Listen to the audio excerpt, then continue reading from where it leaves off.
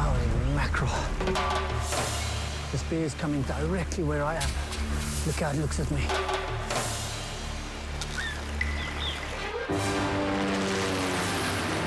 My name is Austin Stevens. I travel the world photographing the planet's most dangerous creatures.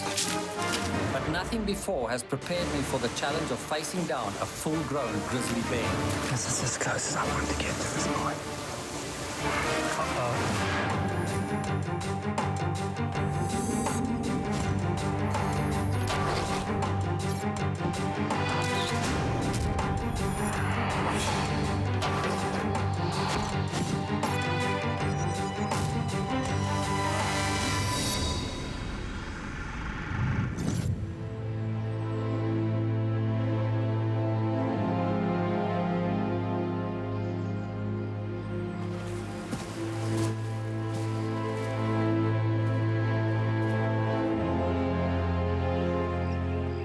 This is the Great Bear Rainforest of Western Canada, and it's one of the last truly remote areas left on the planet. I've come here to find and photograph one of the world's largest land predators, the grizzly bear.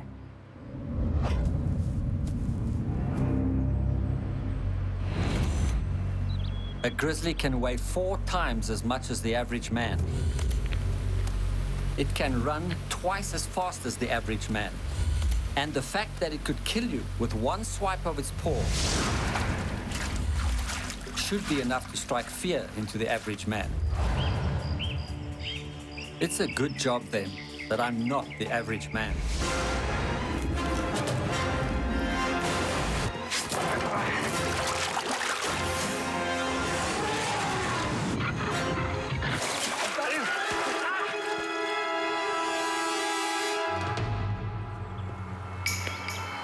Because I'm not after just any old bear shot. I want to get as close as I can to these dangerous predators.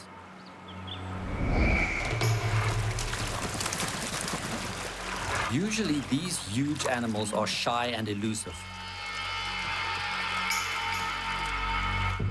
But there is one thing guaranteed to bring any carnivore out into the open: food.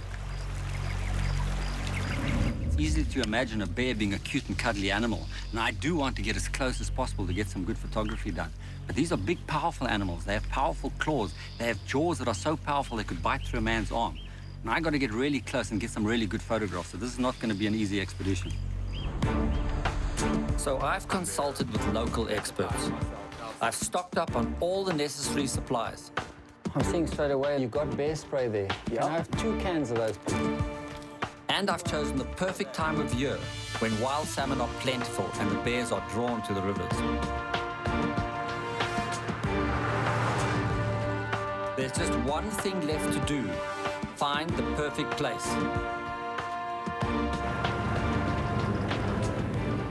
Although bears can be found everywhere throughout this forest, to get the pictures I want, I need to travel far away from towns and people to where the bears have the salmon to themselves. But no road's going to take me there, so I'm looking for alternate transport.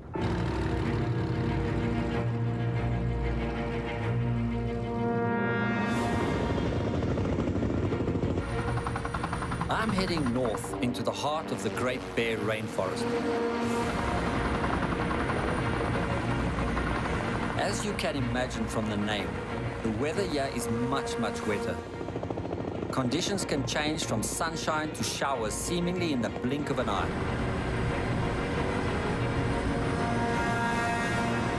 I'm not quite sure what I'm looking for, but I'll know it when I find it. It's got to be a place miles from people, a place close to the coast where the helicopter can safely land, and near enough to a river that I can be sure I'm in the middle of bear country.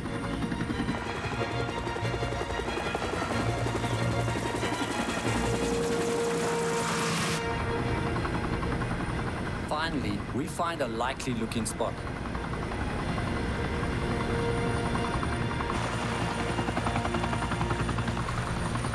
But the terrain is much rockier than it looked from the air.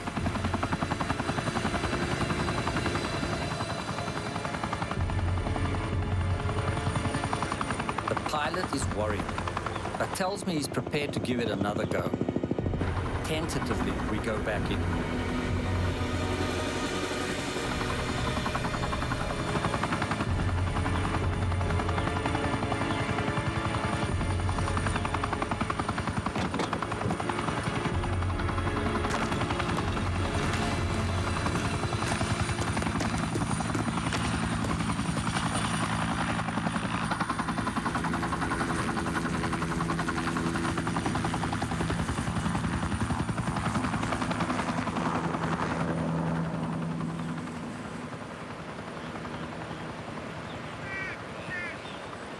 Well, that's it. The pilots agreed to pick me up from this exact same spot in 2 weeks' time. Until then, it's down to me and the bears. I have to say, I'm a little apprehensive. 2 weeks in a remote wilderness is a long time.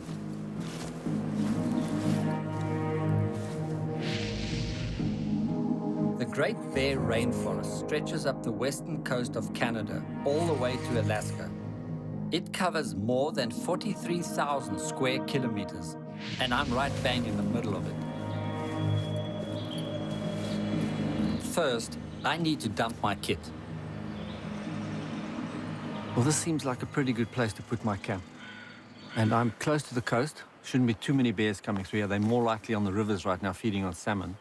But you never know. Bears can be anywhere and everywhere. So I'm going to check around for any scat, any signs of bears being here recently. Because I'm going to have my camp here for a while. I'd rather be safe than sorry. If there is a bear here, I'd like to see him before he sees me.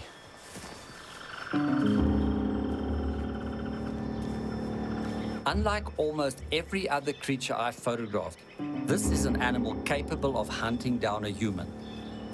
These woods are second nature to a bear, but here, I am well outside my area of expertise. My home is in southern Africa, where it's dry and hot. I'm much more comfortable in deserts. And I've spent most of my adult life photographing venomous reptiles. Look at that hood. Isn't it gorgeous? Wow.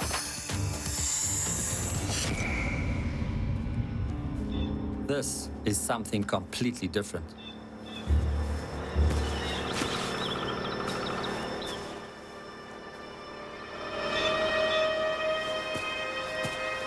That looks pretty good. No sign of bears having been here for a while. I think it's a perfect place to make my camp. Still, there's no guarantee that a bear won't decide to wander through here whilst I'm asleep. So I'm doing all I can to protect myself. Supposedly, brightly colored tents can catch the attention of a curious bear.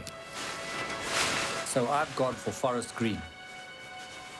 But it's not so much their eyesight I'm worried about. A grizzly bear has a sense of smell around 100 times more sensitive than ours. It can pick up faint aromas from almost 2 kilometers away, which means I have to get rid of any scent that might betray my presence.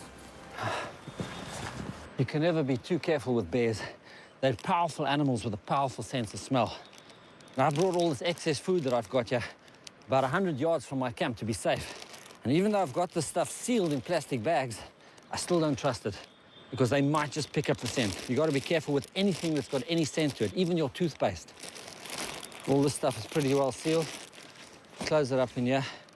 And the idea is to get it as high off the ground as possible and out of their reach.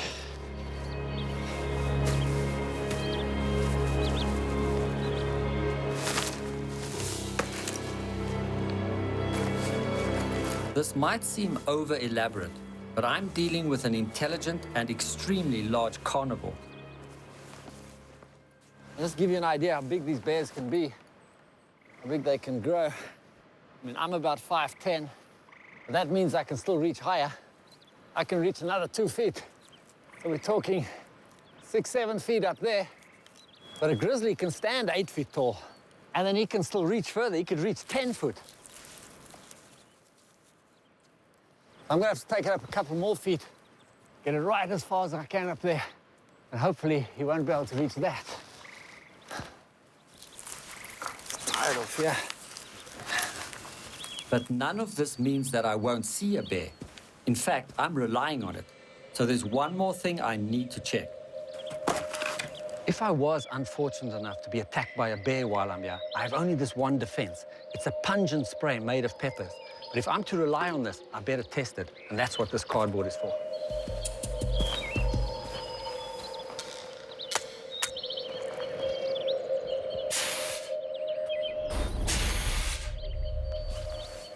Wow, look at that. What a concentrated spray. Oh, and it's quite pungent. I can pick it up from here. Whew. But it shows you how concentrated it is from that distance. That's about as far as I can be, and I'd have to be pretty accurate to get...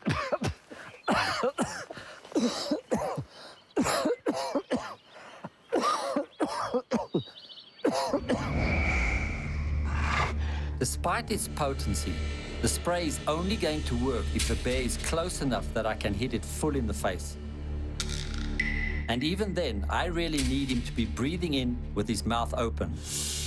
Quite a tall order.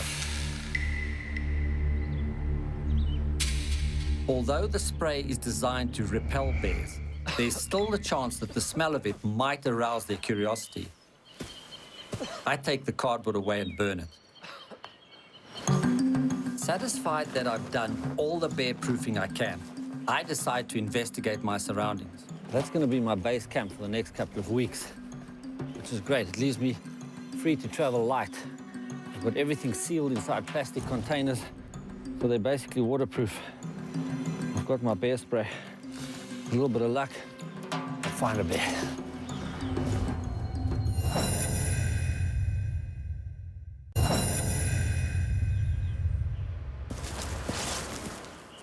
I'm on the west coast of Canada, hoping for a close encounter with a grizzly bear. After leaving my camp, I head straight for the river. Well, if I'm going to find bears, I'm going to have to find a salmon-rich river. And that shouldn't be a problem at this time of year, because all these rivers are teeming with salmon. Plenty of feeding going on here. But at the moment, I can't see any fish at all. There will be salmon in this river, but I'm not sure how far they will have gone upstream.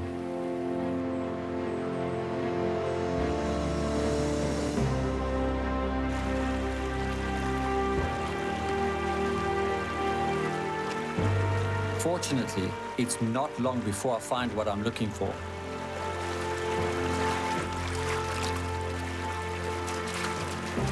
Just look at this. There's salmon everywhere.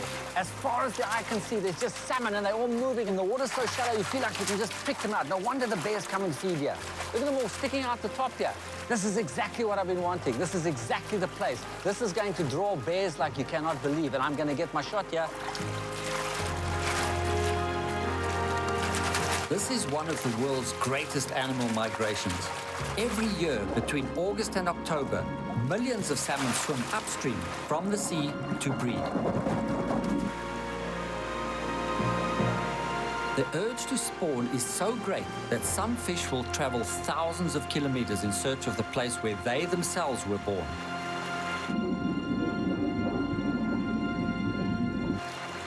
My plan is to follow them upriver to where there's the greatest concentration of fish. But I don't get that far.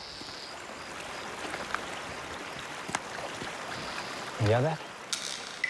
I heard something. It sounds like, almost like a growl, two growls.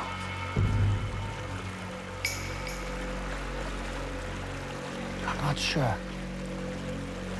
There's something in there, something in there. This is all new territory to me. I'm not sure about what I'm up against. I don't know what to expect from a bear. There is something here. There's definitely something here. Yeah.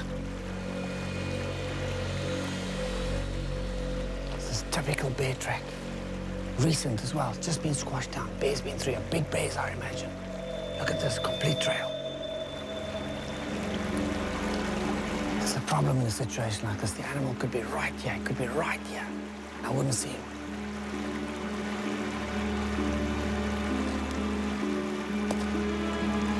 Already I'm feeling completely out of my depth. I see something.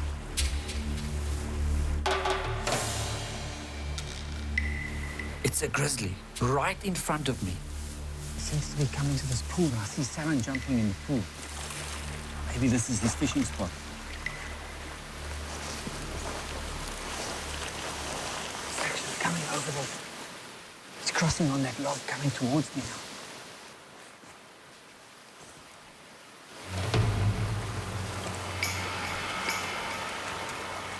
This is the closest I've ever been to a bear.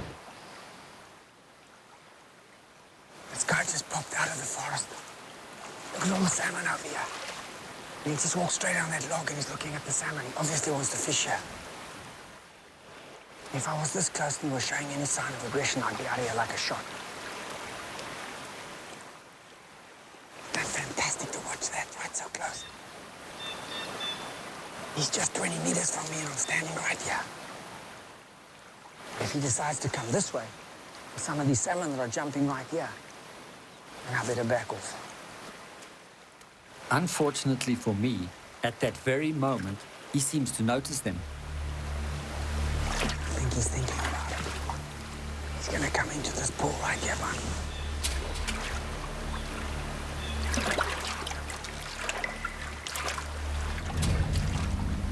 Holy mackerel.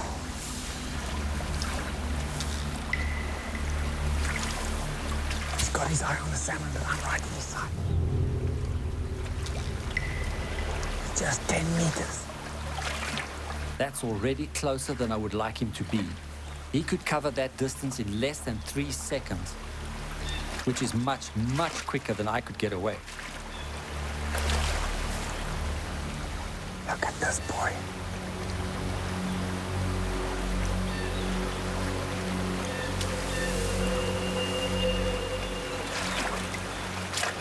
He's thinking about coming over.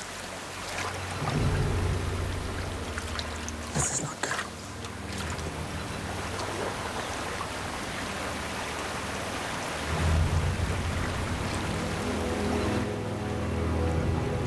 I think he wants to come over this way, and I think I better start moving back.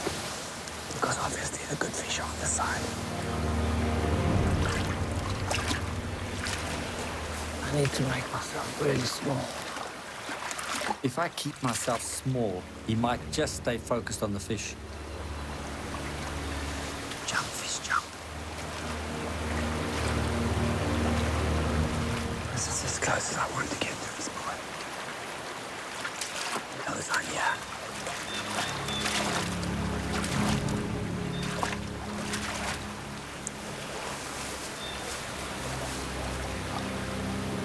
I'm okay. He's going past.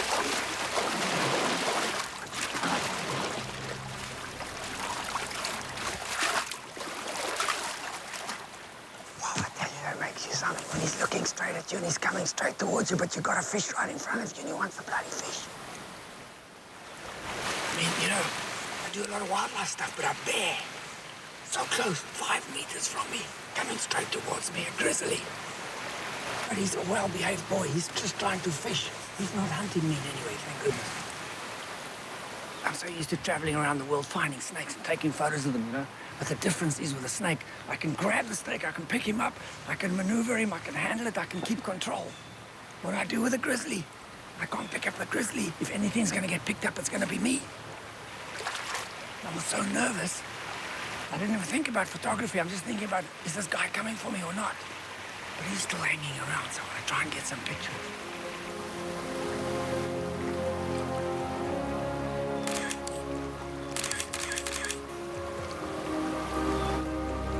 I never expected to get this close to a bear like this. Comes again. I can see now that this is quite a young bear, maybe 4 or 5 years old.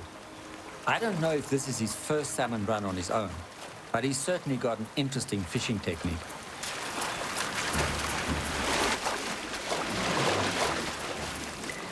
He comes down the river a little way. Then he charges up the river and chases all the salmon to the logs. Then he goes and looks for them under the logs. But he hasn't actually caught anything in front of me yet. If that's inexperienced, I don't know, but he's trying. It does somehow make you think of a puppy dog, you know? the way he acts, he's like unsure of himself, a little bit clumsy. He has a splash on one side and he goes for that splash. Then he has another splash and he goes for that. So he's not got his system worked out that well yet. Actually sticks his whole face and his hands and everything into it. It's fantastic. Even though this is not the fully grown adult I'm after, it's still my first bear. So I spend the next 40 minutes waiting to see if he actually catches anything.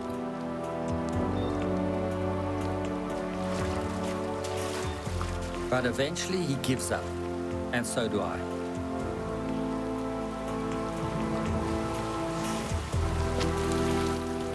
With the rain now hurtling down and dusk closing in, I make my way back to camp to try and get myself dry. I'm going to need a fire, and there's a real knack to getting one going in the wet.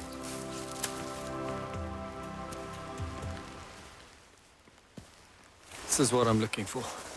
See, this tree's been damaged probably years ago, and it's running sap. You can see the sap running there. And some of it, if you dig it out, look at that. Oh, a solid piece, very sticky resin. This will burn even in the wet. It's a lot of work making a fire over here, but it's so important. My clothes are wet and I've got to get some dry stuff. Next step, cut up some kindling. And if I put that on top of the resin, maybe I can get this fire going and then I can add bigger wood later. No, that's probably enough. Now's the moment of truth. See if the stuff will actually burn. A fire won't do anything to repel bears, but fortunately it won't attract them either, as long as I don't cook anything on it. Just keep going, just keep going. There we are. Just starting to catch on the resin. That's what I need. There we go, it's catching nicely, it's catching nicely. You can actually hear the resin splattering away. And then when it starts going, it goes well and fast. Slowly start adding bigger wood, but I think it's gonna go strong.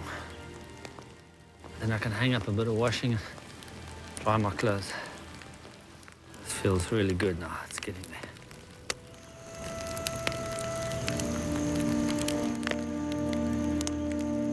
I get my socks drying, but it's hard to find the courage to take off the rest of my wet things. I just have to hope the weather changes tomorrow.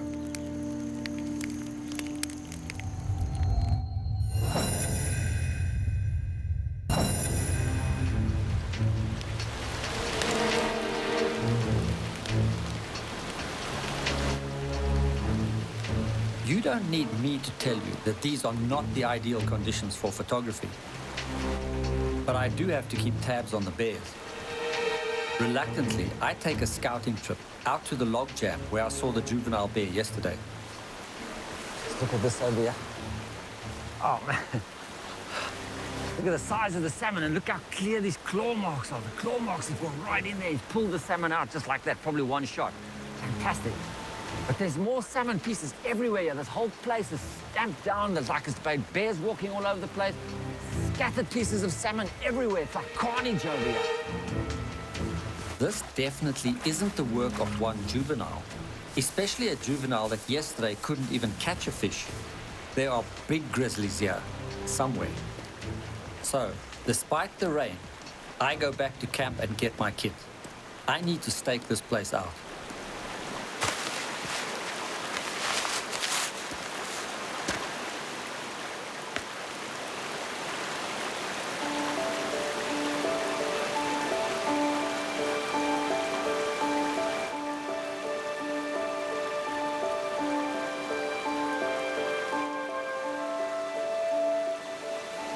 It's freezing. It's so hard to sit still and wait, but it's the only thing I can try and do. I'm hoping that bears, if I'm still and quiet enough, the bears may approach me eventually.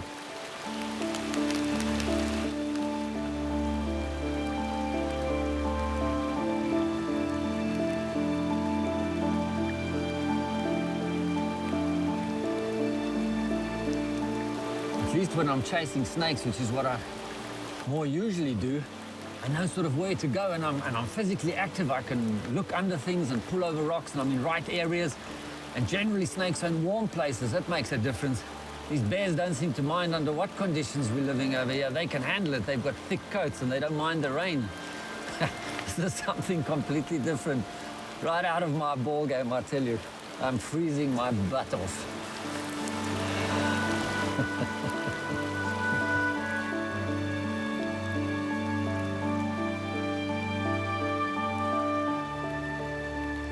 I sit there all day, but I see no sign of a bear.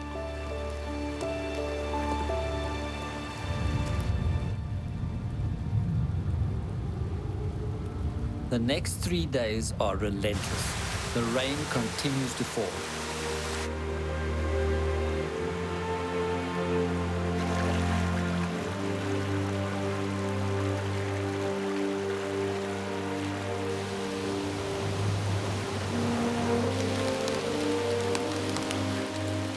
The feelings I got inside right now, I could just give it up. I don't know if I'm going to make it. This is really difficult. It's the wettest, hardest conditions I've ever been in. I get the occasional glimpse of a bear, but everything is against me. The wind, the rain, the river, and the light. I haven't had my camera out of its bag for days. I know the dangers of a wild bear attack, but at the moment, I'm more likely to die from hypothermia and boredom.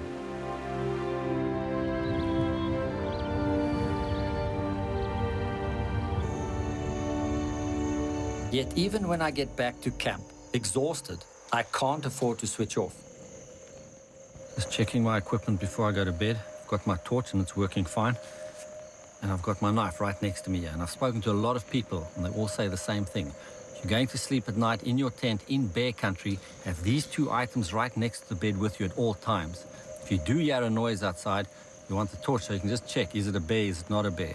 The knife, because if it is a bear, not to defend yourself, to cut a hole through the back and get your way out. Let's hope I don't have to use them.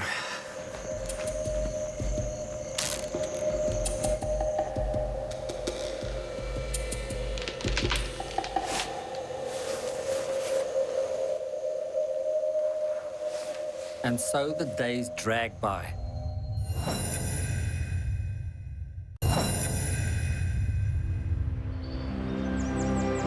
I've been on the west coast of Canada for almost 2 weeks, looking for a perfect shot of feeding grizzly bears.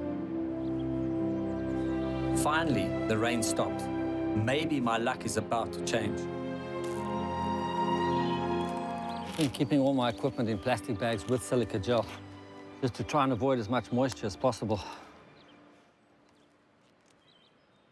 Yeah, that looks good. I've been thinking during the night, I want to go back to the river where I was yesterday. I know there's bears there. This time, I'm going to get my shot.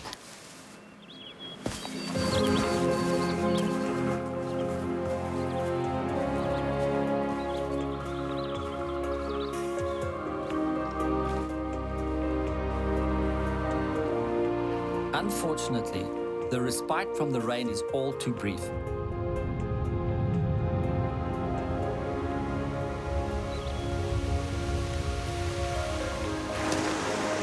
Nevertheless, it seems my luck has changed.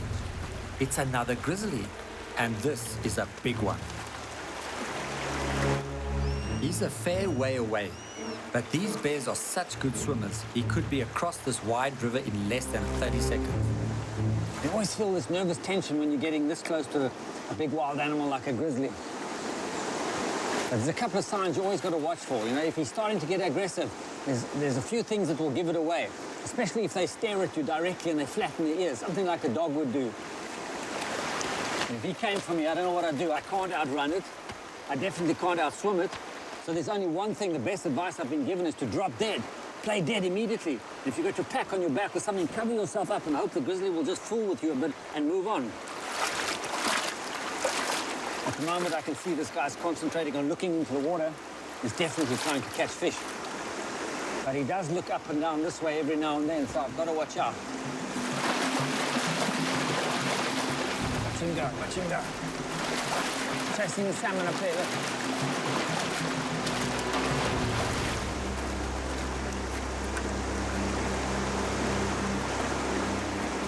He's having a ball in that pool, eh? Watch him shaking off. That's fantastic. If only I could get a shot of this, but he's so far off. Just look at that poise and power. This is one incredible animal. This bear's fantastic. He's an experienced fisher. You can just see the confidence in him. This is not a young bear. He knows exactly what he's doing and he's going for it. Unlike the young bear I saw before, he's not chasing every fish he sees. He bides his time, waiting for just the right moment. Oh, let him go. Watch him go for that fish.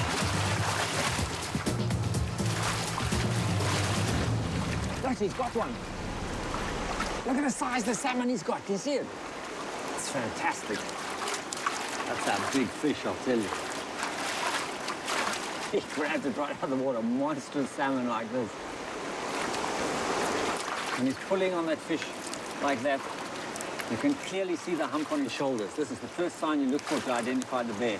Grizzly's got a big hump on his shoulders. This is where the muscles are that allow him to grab onto stuff, to dig and to hold onto prey. Very powerful animal. This is such a great bear. I'd like to get round to the opposite bank for a photo. I'm just wondering if he's going to hunt for more, if this is it for the day. If he stays for a while, then it might be worthwhile trying to get across. He seems pretty settled. I decide to risk it. There were no obvious crossing places back the way I came, so I make my way upstream.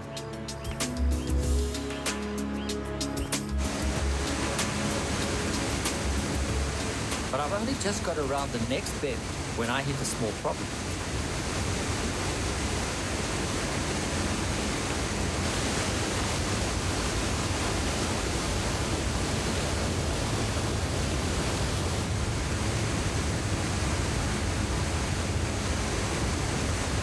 There's no way I can cross under this thing. And it would be suicidal to try and go up it.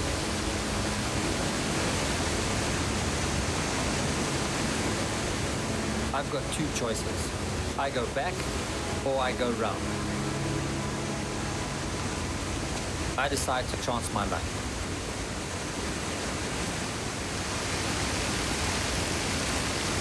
Trying to find my way through, but I've got a whole wall of waterfalls here, a massive waterfall over here and smaller waterfalls over here. It's pretty obvious I'm going to have to find a way inland.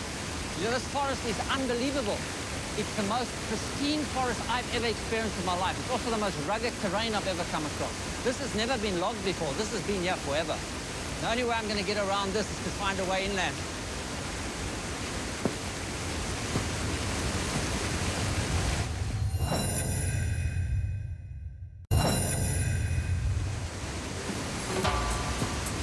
My hunt for grizzly bears has taken me deep into the Canadian rainforest.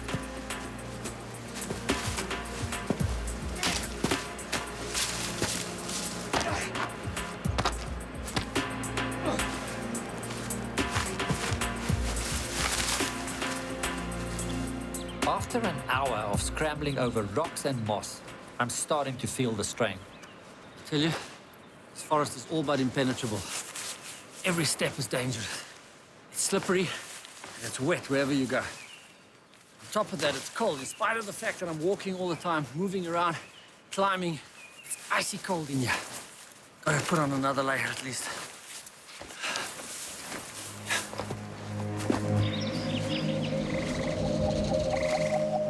I seem to be heading miles out of my way. I can no longer hear the waterfall or the river below. But I do hear something.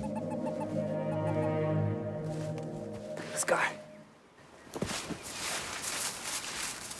Oh, listen to him talk. Are you talking to me?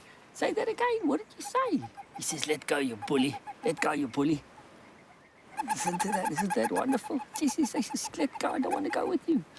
That's the Canadian western toad. Isn't he gorgeous? I mean, a lot of people don't like toads, but I think they're wonderful. And they get quite big. Sometimes they get maybe twice the size. Yes, yes. That's true, hey? It's exactly what I'm saying, exactly. And they're quite prolific. You find them all over the place, and they actually go all the way down south, right into California, into the United States. Yeah, listen to them. They're very vocal, as you can hear. Of course, like all toads all over the world, they've got poison glands in their skin, which you can actually see over here. And that's purely a self-defense mechanism. So in other words, if an animal of any description tried to grab this toad, bite onto it with its mouth, it immediately squeezes that poison out through its skin, and it goes into the animal's mouth and it's absorbed, and it's very bitter, and it causes him to salivate. So he quickly spits the toad out. Okay, yeah, okay, I'm just having a little talk here, relax. What a wonderful sound. See how his mouth is working? Look how it's working over there. I've never seen one that's so talkative. Oh, it's so lovely. Look at that. Look at his face. It's like a car idling on the highway. Okay, we're going to let him go. He's been such a sweet boy, eh? Yes, you go. Put you down. Put you back in there where you were. There we go. He's probably going to tuck himself away over there and hide away for a little while. Nice little find, that. Nice little find. Beautiful.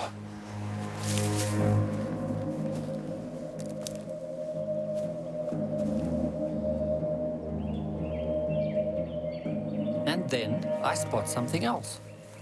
Look at that. You know what that is? That's a huckleberry. And when bears haven't got plenty of salmon as they have at the moment, a large part of their diet is formed by these huckleberries. Can you imagine how many he would have to eat to satisfy that bulk? The grizzlies normally live up in these hills. It's only the salmon run that entices them away. But there are still plenty of signs of their presence.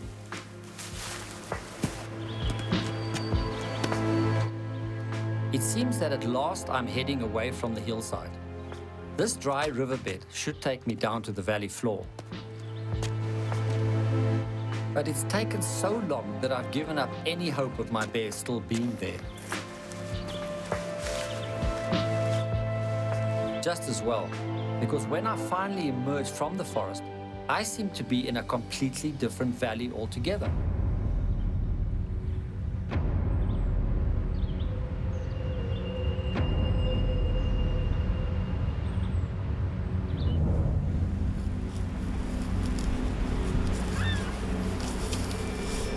As soon as I step out, it feels like I've entered the lost world of the grizzlies.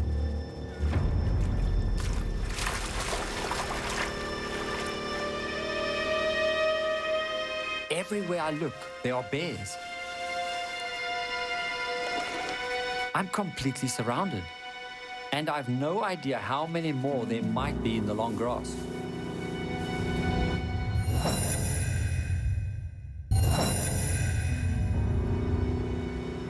In the Canadian rainforest, I found exactly what I'm after: grizzly bears, and lots of them. I can see movement, and it's definitely a grizzly. And it looks like it's got a cub. Oh man, I've got to be really careful. One of the most dangerous situations you can get yourself into is getting between a mother and her cub. But at this time, it looks okay. They don't know I'm here. I got the wind in my favor. Okay, this bear's looking straight at me now. One of the things they told me is don't look into a bear's eyes, but I'm still quite a way away, and I know bears haven't got wonderful eyesight, but they've got fantastic smell. I definitely don't want this female to think that I'm threatening her cub in any way. She seems quite at ease, but I can see her so clearly. She was looking directly at me. Man, that's fantastic. I'm so close. I'm so close. She's looking more settled. Oh man, when you see them like that, you feel like you want to go up and pet them. That's the thing you got to watch out for. Bears look cute and cuddly, but of course these things are very, very dangerous. Don't get on the wrong side of a bear. Oh, the cub is also up now. Oh man, the cub is actually suckling on the mother. That is fantastic.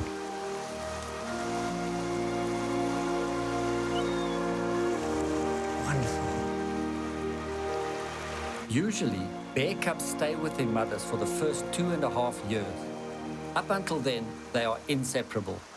So as the cub ventures into the water, mother stays alongside. And I get the photo opportunity I've been waiting for. She's caught a fish. Now, but the mother's quite aware where her cub is, and she's making sure that there's no danger to her cub.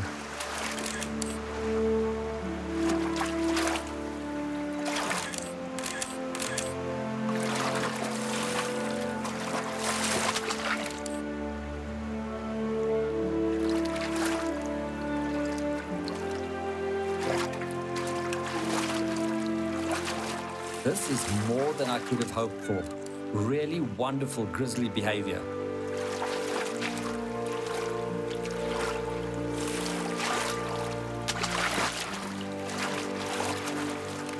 But as the bears come back out of the water, I realize just how exposed I am. This bear's coming straight towards me. One is in the water, the other one's coming out straight in front of me. Look at the size of this thing when it gets close to you. Look how it looks at me. It knows I'm here. It's also testing me. It's giving me the eye. And it's moving towards me again. I don't know what to do. I can only slowly back away. This bear is coming directly where I am. This bear is totally aware of me being here, but it's not showing sign of aggression, but I mustn't make any mistakes. They are so close. I'm not sure what to do, because the other one's going to follow as well. Sure enough, the cub is right behind. I just have to hope that it too goes straight past me. I've got nowhere to go but stand. Lifting her nose like she can smell me now. Coming directly straight towards me along the edge of the water. It makes your heart race. You cannot believe it. I'm not too happy about this at all. She's starting to cut across towards the grass. If she'll just go around me and not towards me, I'd be much happier.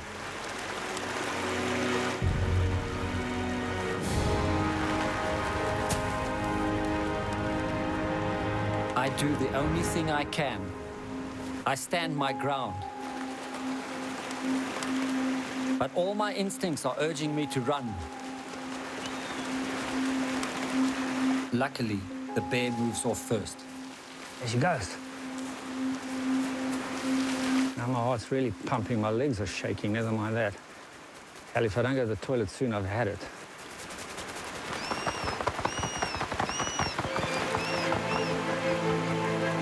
As the mother and cub move away, the adrenaline turns to elation. Can you believe what I've just done?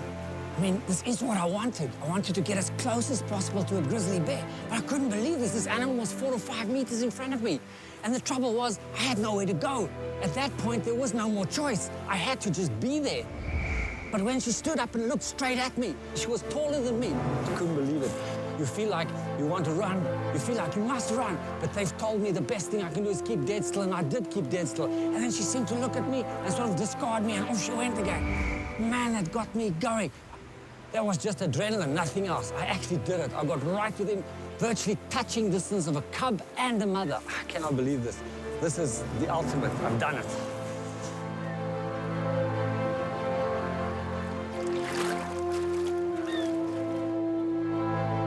Flushed with success, I set about getting as many pictures as possible.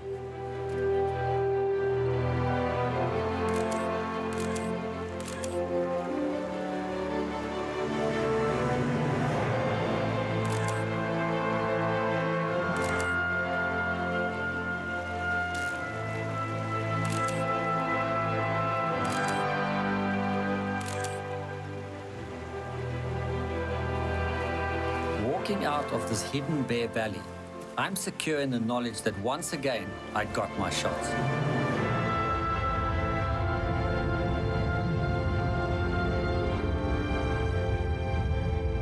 This has been one of my most difficult trips, but it's been really well worth it.